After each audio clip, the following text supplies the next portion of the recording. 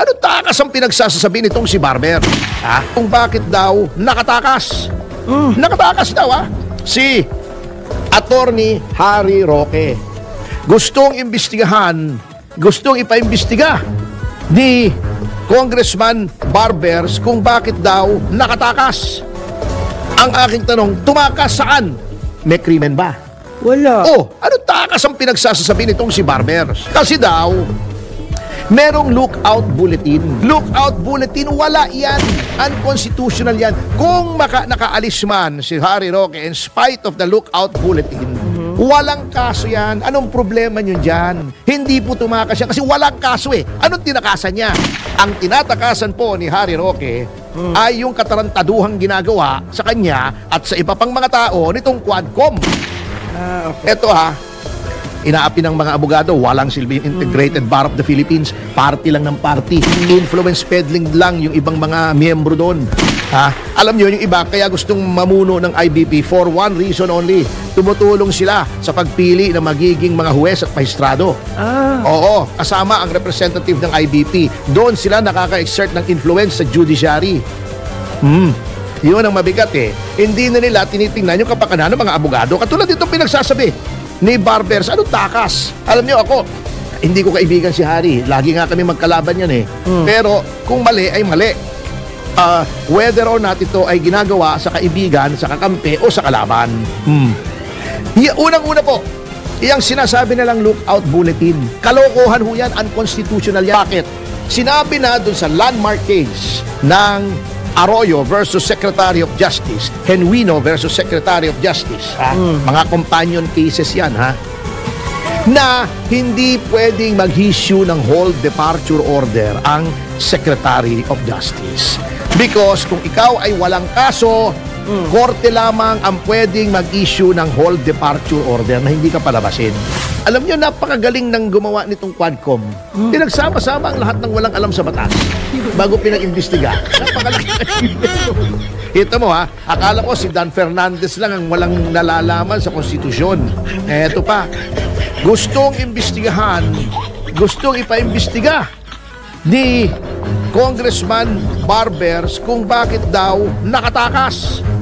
Nakatakas daw si Attorney Harry Roque. Ang aking tanong, tumakas saan? May krimen ba? Wala. Ano takas ang pinagsasasabi nitong si Barbers? Kasi daw, merong lookout bulletin. Alam nyo, eto ako nga ang gagawa na nito at walang gumagawa. Yung IBP, walang silbi. Inaapi ng mga abogado, walang silbi. Integrated Bar of the Philippines, party lang ng party. Influence peddling lang yung ibang mga miyembro doon. Alam nyo, yung iba, kaya gustong mamuno ng IBP for one reason only.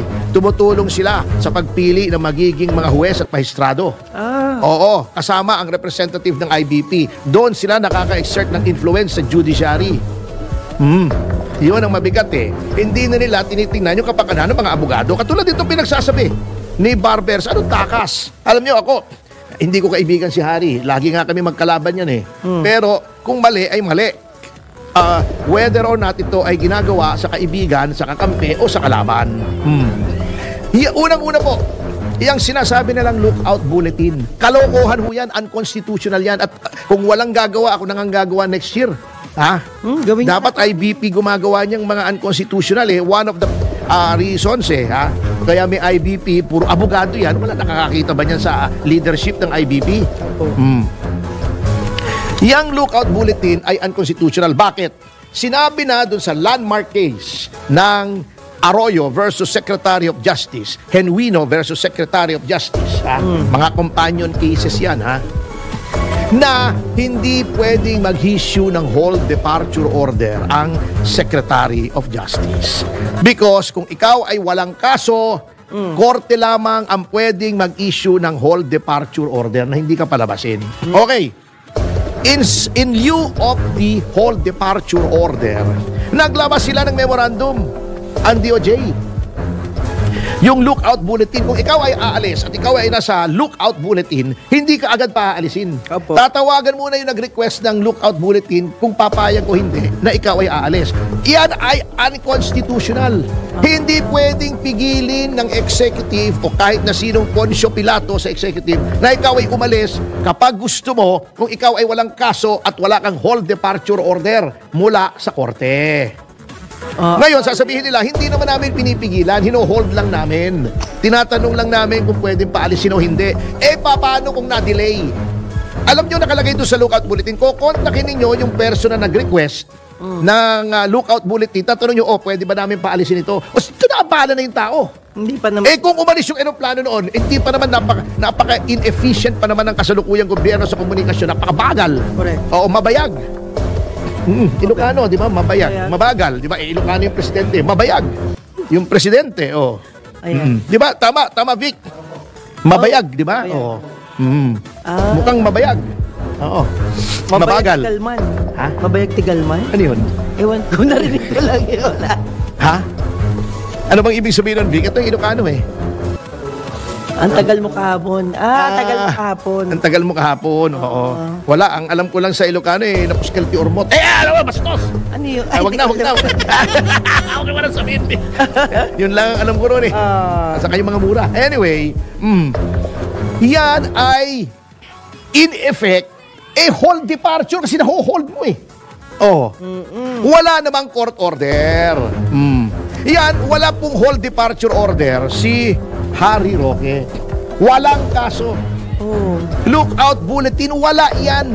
Unconstitutional yan. Kung nakaalis man si Harry Roque in spite of the lookout bulletin, walang kaso yan. Anong problema nyo dyan? Hindi po tumakas siya kasi walang kaso Anong tinakasan niya? Ang tinatakasan po ni Harry Roque ay yung katarantaduhang ginagawa sa kanya at sa iba pang mga tao nitong Quadcom. Okay. Bago, ang gagawin kita mo niya naman ng kalokohan itong pamahalang ito wini-weaponize ng GOJ para sa mga kalaban nila.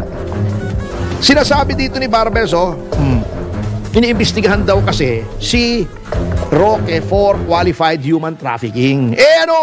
May kaso ba? Alam nyo, sinabi na ng Korte Suprema through Justice Fernando na accusation is not synonymous with guilt. Ano kung iniimbestigahan? Di ba may kapatid din siya, iniimbestigahan? Opo. Dahil sangkot sa droga? Ibig sabihin ba, guilty na? Hindi, siyempre.